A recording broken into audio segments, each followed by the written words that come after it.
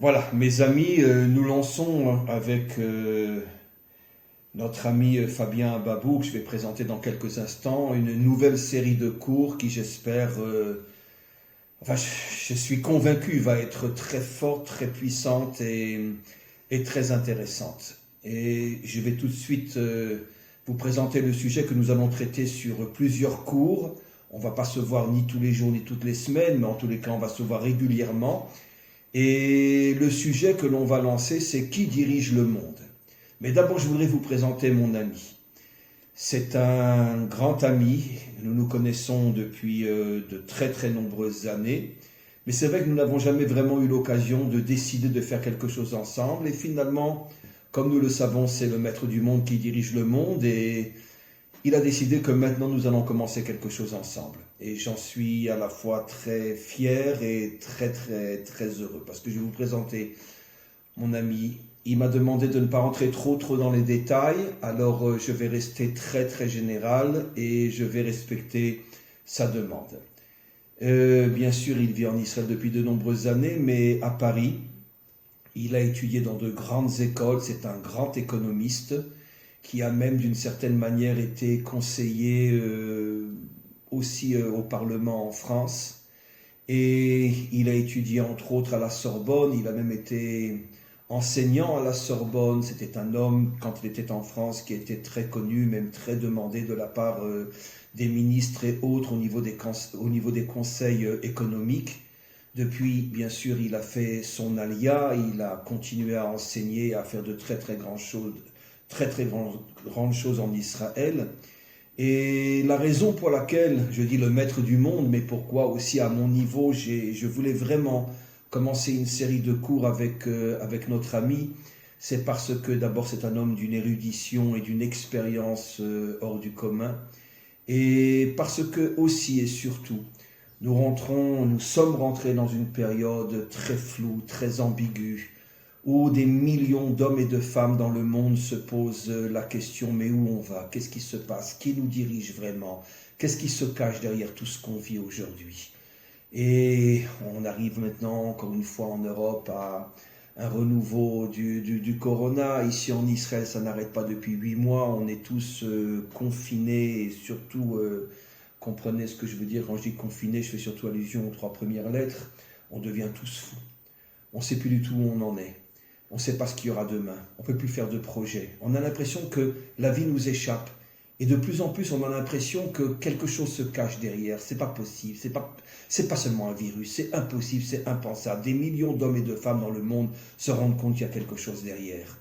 Alors bien sûr, on ne va pas traiter ce sujet en un cours, mais on va le développer au fur et à mesure. Je tenais juste, avant de passer la parole à Fabien, monsieur Ababou, je tenais juste à dire que, comme vous le savez, ceux qui me suivent depuis des années savent que la vraie Torah, c'est celle qui arrive à faire la connexion entre la dimension cachée, spirituelle, divine et la réalité, ce monde. Et une Torah qui est déconnectée de ce monde, c'est une simple religion, un mensonge, une drogue qui n'a rien à voir avec la Torah elle-même, comme je ne cesse de l'expliquer. C'est pour ça que le devoir d'un enseignant, c'est de connecter la Torah à la réalité. Et c'est entre autres la série que nous commençons aujourd'hui. Le titre de cette série sera « Qui nous dirige ?» Et je laisse la parole maintenant à notre ami. Alors, commençons. Nous n'allons pas donner toutes les réponses aujourd'hui, mais par où on commence? Bien, écoutez d'abord, il faut bien distinguer dans ce monde-ci deux séries de forces au niveau de la dynamique historique. Des forces événementielles, c'est l'histoire événementielle, et qu'elles soient individuelles ou collectives, mais il y a aussi, et parallèlement, et complémentairement, une histoire qui est une histoire, j'aurais appelé entre guillemets méta-historique, c'est-à-dire une histoire cachée, une dynamique qui est profonde, qui va suivre en fin de compte l'événement, qui va même le devancer, mais qui va tout simplement, lorsqu'il va se rejoindre, eh bien, vont créer des événements absolument capitaux. formidable. Ce qui se passe aujourd'hui, c'est évident la résultante de cette longue, très très longue évolution dans la dynamique de l'histoire, et notamment dans la dynamique de l'histoire économique. Évidemment, on peut remonter à plusieurs siècles, mais si on résume au maximum, parce que nous n'avons pas beaucoup de temps, il faut comprendre que l'événement qui est fondamental, c'est le processus de concentration. Un processus de concentration historique qui a commencé à peu près, disons en Angleterre, à la fin du XVIIIe siècle, et en France, disons 60 ans plus tard, à peu près, 50, 60 ans plus tard, dans les années 1850, à peu près, où véritablement les firmes vont commencer à se concentrer, devenant, si vous voulez, par nature familiale, puis... Au départ, c'était on pourrait dire des sociétés familiales. Oui, au départ... Et après... Oui, alors au départ, c'était des sociétés familiales. Surtout pendant toute la période de l'agriculture. Absolument, absolument. Puis, par un phénomène de concentration, une guerre absolument implacable entre elles. Elles ont éliminé les plus fortes, les plus dynamiques, les plus redoutables, ont éliminé les moins, disons, les moins forts, les moins puissants. Et au niveau de l'économie. Je parle au niveau de l'économie, au niveau de l'économie, mais même au niveau des courants politiques, n'est-ce pas? Et ce qui est fondamental de comprendre, c'est qu'en fin de compte, les deux sont liés, voilà, les deux sont liés. Et ce qui est très important de comprendre... Est-ce que vous êtes d'accord sur le fait que la dimension politique n'est que la vitrine de l'économie? Absolument, absolument. Et quelques familles vont se sortir du lot, si vous voulez. Je ne donne pas de nom, mais tout le monde les connaît.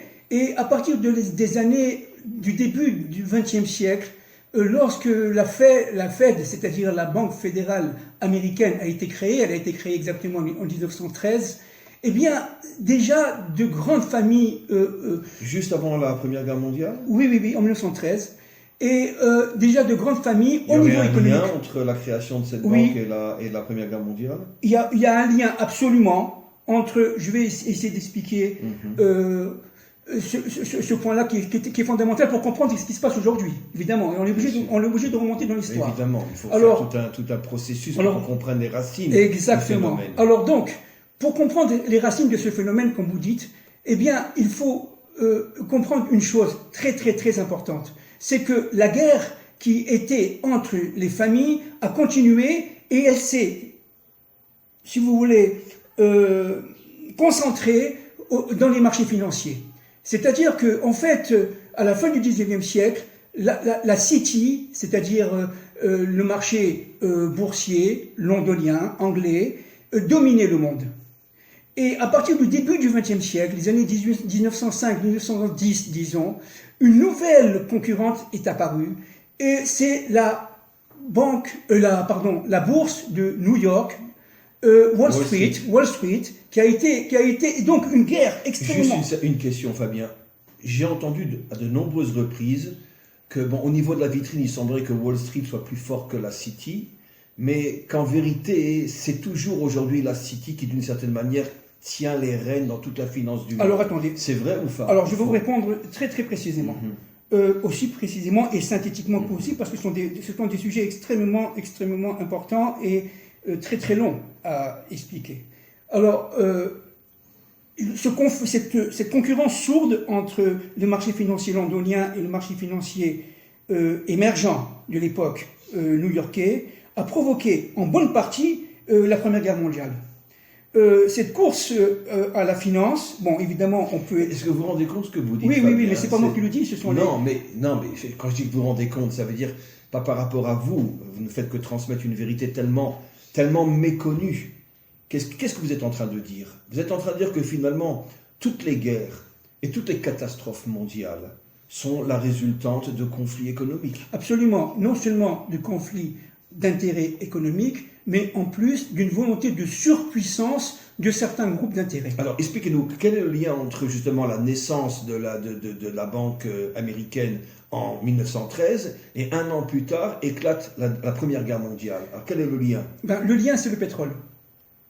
Le lien, c'est la découverte par les Anglais, à cette époque-là, n'est-ce pas, au Moyen-Orient, et c'est pas pour rien, au Moyen-Orient, aujourd'hui on dirait en Arabie Saoudite, au Qatar, à Bahreïn, etc., aux Émirats Arabes Unis, une source fabuleuse de pétrole qui a fait que véritablement les appétits qui étaient déjà aiguisés depuis tout le 19e siècle, mais qui ont été exacerbés à la fin de cette époque-là, ont fait qu'il y avait une course contre la montre, et c'est une des raisons qui ont fait que les Anglais sont arrivés en Palestine en 1917 avec le général Allenby. C'est pas la seule raison, c'est une des raisons. Extraordinaire.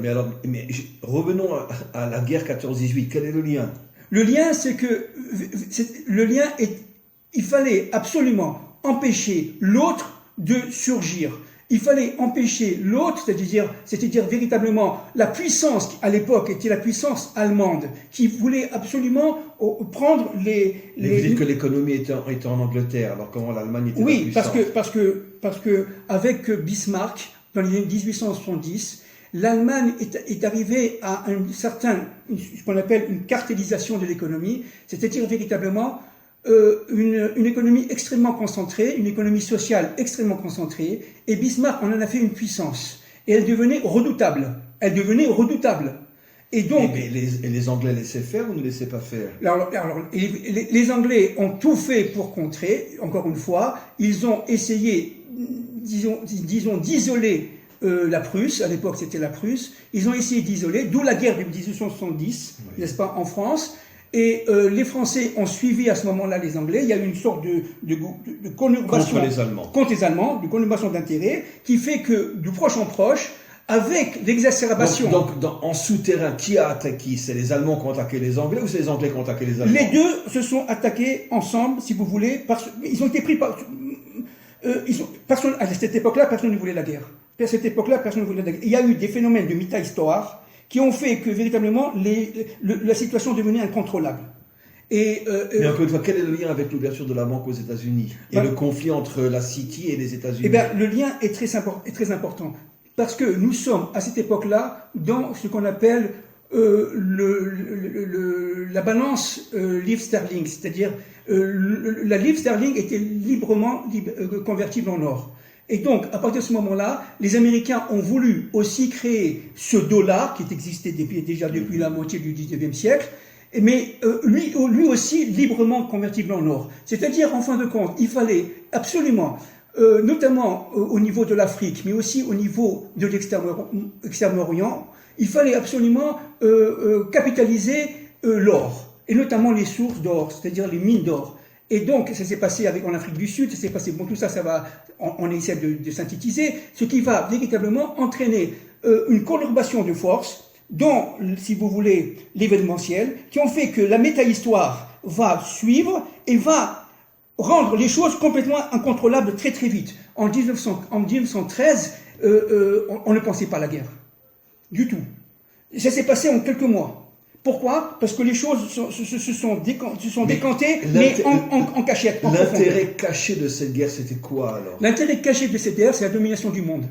Les Allemands voulaient dominer le monde? Les Allemands déjà voulaient dominer dans un premier temps l'Europe, dans un second temps l'Afrique, parce que n'oubliez pas, il y avait la mine. Et est-ce qu'on pourrait imaginer que les Américains étaient derrière cette tentative allemande de dominer l'Europe pour empêcher les Anglais de continuer eux à dominer l'Europe? Ça, je sais pas.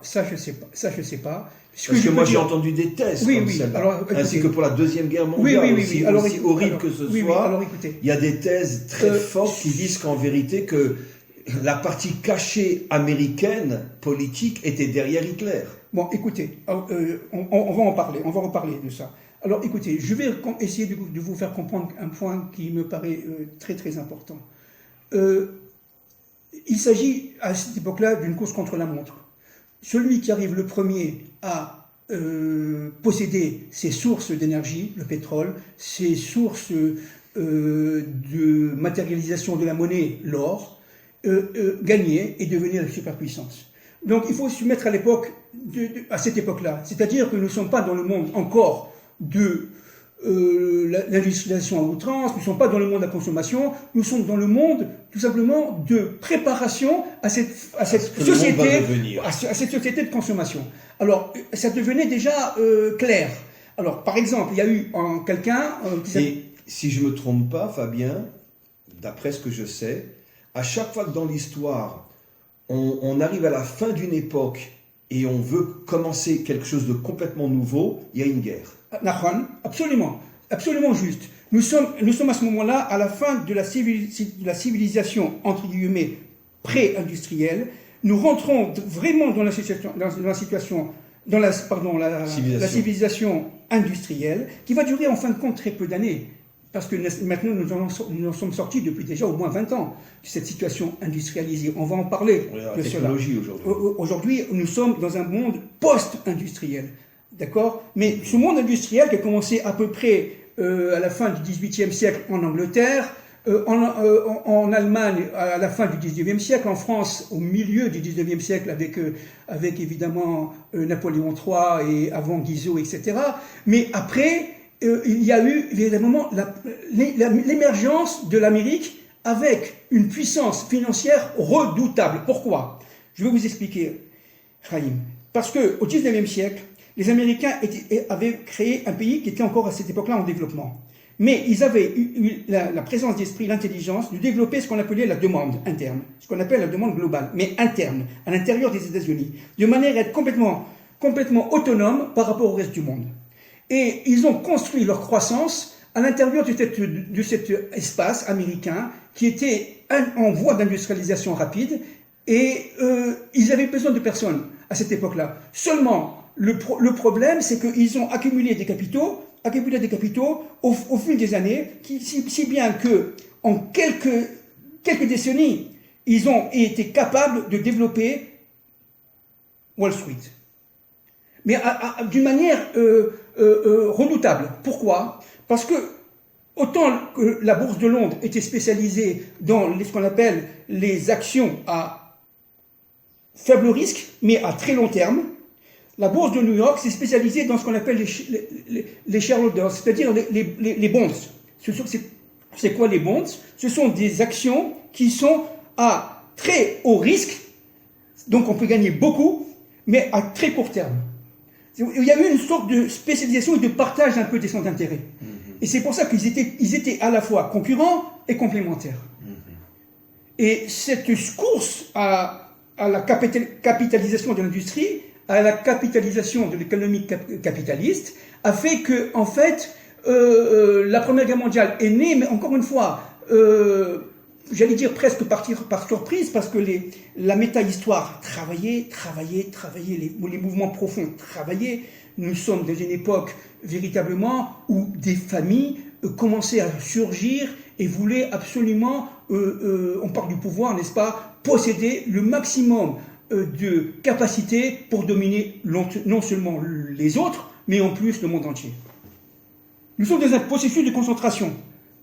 D'accord ? D'ailleurs, entre parenthèses, Karl Marx l'a très bien vu dans le Capital, je crois que c'est le livre 4, mais je ne suis pas sûr de ma source, parce que je dis ça de mémoire. Karl Marx l'a très bien vu. Il dit que le capitalisme, en fin de compte, va s'ériger à travers une concurrence effroyable entre les PME, il va y avoir un processus de concentration, les petits poissons vont être mangés par les gros poissons, et après les gros poissons et les requins vont se manger entre eux. Donc Fabien, si je me permets de résumer, selon ma compréhension et à mon niveau, et pour les autres aussi, ce que vous dites, vous confirmez que toutes les guerres sont toujours le résultat de guerres économiques cachées qui se cachent derrière la vitrine d'un soi-disant conflit entre des nations, mais qu'en vérité, ces guerres ne sont que le résultat direct de conflits économiques. En très bonne partie, oui, absolument. Absolument. Donc la Deuxième Guerre mondiale aussi. Mais évidemment, elle découle entre autres de la crise des années 30. Évidemment. Les années 30 en Amérique. En Amérique surtout, mais en Europe aussi. N'oubliez pas, alors qu'est-ce qui s'est passé ? Mais surtout en Amérique. Oui, mais en Europe aussi. Je vais vous expliquer, peut-être que c'est un point que peut-être que les gens, les auditeurs ne savent pas ou ont oublié. Les Américains ont toujours eu un taux d'intérêt très bas dans les marchés monétaires. Et ils avaient toujours un intérêt à exporter leurs capitaux, notamment leurs dollars, vers l'Europe. Et où ? En Allemagne. Parce que le taux d'intérêt allemand était supérieur au taux d'intérêt américain. Et avec la crise qui s'est passée, n'est-ce pas, le vendredi noir, etc., en 1929, les Américains ont paniqué. Elle est venue d'où cette crise ? Attendez, je finis s'il vous plaît, excusez-moi. les Américains ont paniqué, ils ont rapatrié très vite leurs capitaux. Si bien que les banques allemandes, n'est-ce pas, notamment la Creditanstalt de cette époque-là, ont fait faillite tout de suite. Ça a participé à l'aggravation de l'inflation des années 20, qui fait que l'Allemagne, non seulement était en inflation, et elle n'avait plus les moyens de s'en sortir. D'où, si vous voulez, ce messie, Chas Shalom, les Abdil, Hitler. Hitler va sauver l'Allemagne. Parce que, véritablement... Comment il a sauvé l'Allemagne? Non, on disait il que... veut. Il veut. Le peuple, non. Il veut. Le peuple dit que Hitler va sauver l'Allemagne parce qu'il fallait un homme fort qui allait sortir l'Allemagne de ces problèmes absolument drastiques, extrêmement profonds. On ne voyait pas l'issue. Il y avait un problème de la faim F-A-I-M, n'est-ce pas, en Allemagne, et il fallait trouver une issue. Les Américains étaient en crise, il n'y avait pas les moyens de survenir. Ils ont retiré leurs capitaux d'Allemagne, et tout était en train de s'effondrer. D'où la Seconde Guerre mondiale. C'est toujours un problème économique, quoi. Toujours, je vous dis, et aujourd'hui c'est exactement la même chose. Est-ce qu'on pourrait imaginer, et je suis presque honte de le dire, et ça me gêne énormément, est-ce qu'on pourrait imaginer que parmi les forces qui ont retiré l'argent d'Allemagne et qui ont mis l'Allemagne pratiquement en faillite, se trouvaient aussi des familles juives, d'où la vengeance d'Hitler contre les juifs? Écoutez, là, on tombe dans un domaine très, très fragile et très, très sensible. C'est vrai qu'il y a eu certains industriels juifs américains qui ont essayé d'utiliser, disons, les faiblesses allemandes pour pouvoir s'enrichir. D'accord ? Sans donner de nom, bien entendu. Mais ils n'étaient pas les seuls. Non, ça c'est sûr. Ils n'étaient pas les seuls. Il y a eu une conurbation d'industriels qui se sont enrichis énormément face à cette défaite, entre guillemets, de l'Allemagne des années 18, n'est-ce pas, le traité de Versailles, où véritablement l'Allemagne devait donner des capitaux qu'elle n'avait pas en contrepartie de sa défaite aux Alliés. Et qui c'est qui a financé cela? En bonne partie, évidemment, je ne donne pas de nom, mais enfin, ça c'est important, les Rothschild. Les Rothschild ont participé véritablement à donner ce capital que l'Allemagne n'avait pas à l'époque, et qui, évidemment, face à cette... Ils l'ont donné à qui? Ils ont donné aux Alliés, ils ont donné en Angleterre, ils ont donné à la France, etc. Notamment, grâce à ça, il y a eu Raymond Poincaré à l'époque, dans les années, ce qu'on appelait à l'époque le cartel des gauches en 1924, qui a utilisé cet argent pour pouvoir relancer l'économie française de l'époque. Grâce aux Rothschild. J'ai peur d'aller jusque-là, mais disons oui en partie. Oui en partie. Oui en partie. D'où la vengeance de l'Allemagne contre les Juifs. Ah, ça je ne sais pas. Il faut aller beaucoup plus loin, ça je ne peux pas vous dire. Les industriels américains ont certainement essayé d'aider l'Allemagne à s'en sortir, notamment le parti social-démocrate qui était juste avant Hitler. Et on sait ce qui s'est passé. Hitler a été élu avec son discours qui était un discours absolument, pour l'époque, extraordinaire pour l'Allemand moyen, parce qu'il voulait faire sortir l'Allemagne de sa situation catastrophique. Et il disait que c'était la faute des Juifs, évidemment, il a utilisé cela. Mais ce discours qui est un discours haineux... C'était plus facile de dire que c'est la faute des Juifs que la faute des Américains ou la faute des Anglais. De toute façon.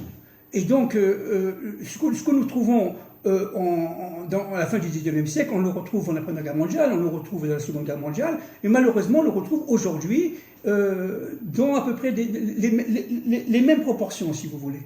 C'est-à-dire qu'il y a aujourd'hui, on va en parler les prochaines fois, les autres fois, aujourd'hui, il y a toujours cette recherche de la suprématie économique, cette recherche d'oligopole, d'oligopolisation du monde, c'est-à-dire véritablement d'une concentration pour quelques-uns, pour quelques mains, pour quelques familles, pour quelques technocrates, si vous voulez, une sorte de technocratie de l'économie mondiale qui fait qu'aujourd'hui, on arrive à une situation qui est plus ou moins qui rappelle celle de 14-18 et qui rappelle celle de 14-45, au niveau économique.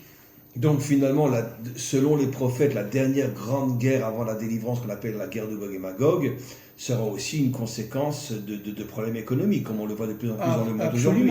Absolument. Aujourd'hui, toute l'économie est une vitrine, absolument. Parce qu'il n'y a rien derrière. Absolument. Absolument. Et là, on va en parler, si vous voulez, une autre fois. Sur quoi repose aujourd'hui l'économie mondiale?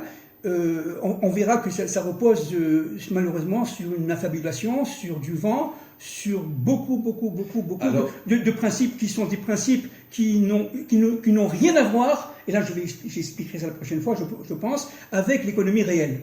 Aujourd'hui, nous avons une sorte de dichotomie, de séparation entre l'économie virtuelle, j'expliquerai ça la prochaine fois peut-être, si Dieu veut, la prochaine, et l'économie réelle. L'économie réelle est claire, d'accord? On produit, il y a une demande et il y a une offre, et il y a un prix d'équilibre. Cette demande est véritablement source de pouvoir, parce que la demande a le revenu. L'offre est source de pouvoir aussi parce qu'il va créer des produits et donc répondre à des besoins. Et il y a un prix d'équilibre qui va être la résultante de ces deux mécanismes. Et ça, c'est un phénomène qui a été voulu, bien entendu, par Dieu depuis toujours, l'économie marchande, mais qui a été manipulé déjà au XIXe siècle par les industriels, et notamment les industriels américains, qui ont utilisé cette demande à leur propre profit. C'est-à-dire qu'en fin de compte, ce qui s'est passé, c'est que la demande qui avait véritablement un véritable pouvoir va être confisquée, ce pouvoir va être confisqué au profit de certains industriels et certaines familles. Et Fabien, c'est pas ce qu'on commence à voir aujourd'hui, que toute l'économie réelle est en train de s'écrouler au profit d'une technologie virtuelle dont personne ne sait qui est derrière. Absolument, mais le problème se posait à cette époque-là aussi. À cette époque-là, il y a eu quelqu'un, par exemple, qui s'appelait Ivy Lee. Ivy Lee, c'est un génie de l'époque, qui a monté une des premières d'ailleurs écoles de commerce américaines, et c'est lui qui a développé en 1910, 1911 à peu près dans ces eaux-là, cette époque-là, qui a développé le mythe de Walt Disney, qui a développé le mythe de Rockefeller, qui a développé le mythe de toutes ces grandes familles américaines, Dupont de Nemours par exemple. Tout ça, ça vient d'un personnage qui s'appelait Ivy Lee et qui a joué un rôle absolument fondamental dans l'image. Comment il les a mis en évidence? En parlant de l'image de l'Amérique, et après l'Allemagne avec Madame Merkel aujourd'hui, et notamment avant avec M. Schmitt, et Helmut Kohl, n'oublions pas Helmut Kohl, a utilisé ces mécanismes-là pour vendre l'Allemagne comme étant un pays qui fait des produits de bonne qualité. Et à cette époque-là, c'est vrai, mais seulement on ne vendait plus le produit, on vendait l'image. Et ça vient véritablement dans l'essence des choses, au niveau historique et au niveau de l'événementiel, l'essence des choses par ce monsieur Ivy Lee et ses collaborateurs qui ont essaimé leurs connaissances, et l'Institut de Munich qui a été en Allemagne, qui a été créé en 1930, dans les années 1930, avant l'hitlérisme, était fondé sur ce principe, si vous voulez, de l'image qui fait que quelques familles, y compris des familles allemandes, et après des familles françaises, comme le Creusot, etc., vont véritablement essayer de dominer par le marketing, par la publicité. On ne parle plus du monde des réclames à l'époque, on parle d'un monde marketing extrêmement fin. Et aujourd'hui, on est arrivé à manipuler les cerveaux, on en parlera très souvent et très longuement, à tel point qu'on est tous désinformés, on est tous manipulés, on est tous endormis, et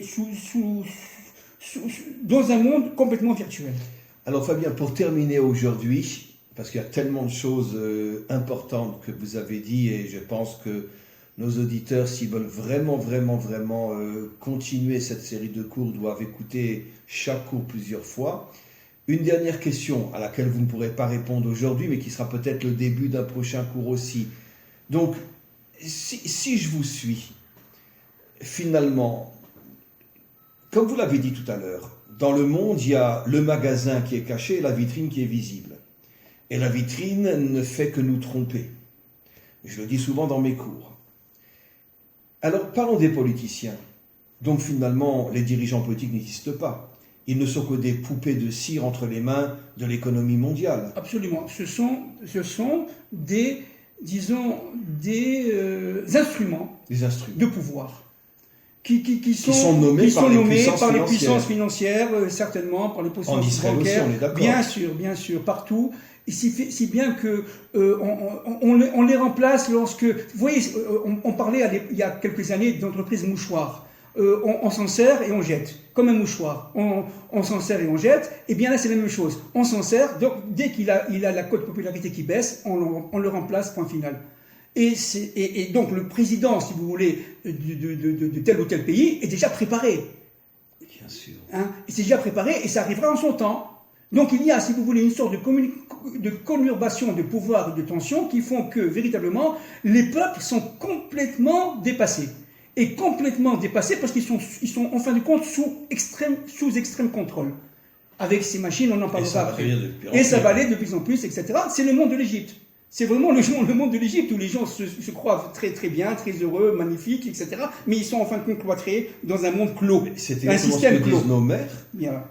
Comment ils ont pu dire ça il y a des millénaires, puisque c'est sûr que c'est une métaphore prophétique. Ils disent que on n'avait pas besoin de mettre des soldats pour empêcher les esclaves de fuir. Exactement. Parce que les esclaves en Égypte ne savaient même pas qu'ils étaient esclaves. Exactement. Et bien c'est ce qu'on fait aujourd'hui. C'est exactement ça. C'est exactement ça. Nous vivons, l'Égypte aujourd'hui est devenue internationale. Ce n'est plus un pays, ce n'est plus une région, c'est le monde entier. Par la mondialisation, on y parlera, c'est très important, les prochaines fois. On pourra parler du nouvel ordre mondial aussi. Bien sûr, évidemment. Écoutez Fabien, j'ai pas de mots. Je remercie Hachem d'avoir fait qu'on a décidé de faire cette série de cours ensemble. Vous m'avez apporté, je pense à nos auditeurs, encore une fois, c'est des choses qui sont très concentrées, qu'il faudrait écouter plusieurs fois et qui vont s'affiner au fur et à mesure de nos rencontres. Mais vraiment, merci pour cette intervention, ces lumières que vous nous apportez. Et j'espère qu'au fur et à mesure des cours, on va avoir une vision profonde et authentique de la réalité dans laquelle on vit. Et que peut-être ça aidera des milliers de personnes à prendre conscience à quel point nos soi-disant dirigeants sont eux-mêmes des esclaves de puissance complètement cachés qui veulent transformer l'humanité tout entière en esclaves. Dont le premier aura été Nimrod, on en parlera aussi un jour. Salut. Merci beaucoup. Je vous en prie. Au revoir.